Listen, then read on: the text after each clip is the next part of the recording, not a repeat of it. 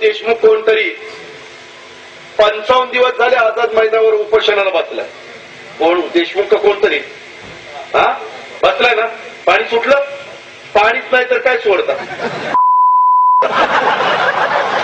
अवघडच झालं. बरं पाणी प्यायला मिळालं त्याच्या पण होईना. आज बघा तो अजित पवार काय बोलले. धरणामध्ये पाणी येत नसेल तर मी काय जाऊन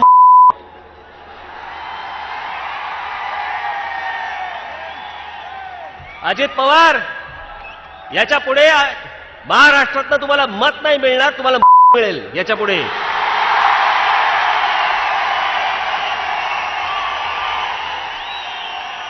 दोन हजार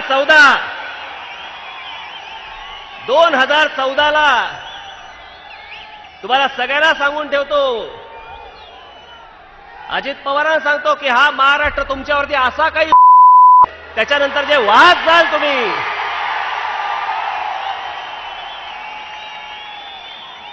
त्याच्यानंतर हे जे वाद जातील ना ह्याला कळणार पण नाही, कारण मध्ये बंधारे पण नसतील आणि धरणही नसतील.